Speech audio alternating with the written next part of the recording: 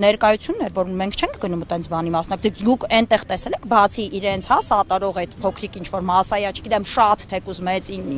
ոնց ուզում են իրենք իրենց կոչեն, տեսել եք այդտեղ հավատավոր ժողովուրդ, ես չեմ տեսել։ Այդ տեսականայից, օրեցօր ավելի մեծ թափ է հավաքում այս հակաեկեղեցական արշավը, կարծես նահանջ չի անում իշխանությունները, հայտարարել են, որ մյուս կիրակի են գնալու, ընդհանրապես գնալու են, ինչ է կարծում, ի վերջո հաջողելու են այս հակաեկեղեցական արշավում, թե ոչ։ Եկեղեցին եղել է 1700 քանի տարի, եկեղեցին եղել է պատիվ ունեմից, Հայաստան Դաշինքից, ՔՊ-ից, ՀՀՇ-ից, բոլոր կուսակցություններից առաջ հավատացած եղեք, լինելու է ինձանից, ձեզանից եւ մեր երեխաներից հետո էլ, որովհետեւ եկեղեցին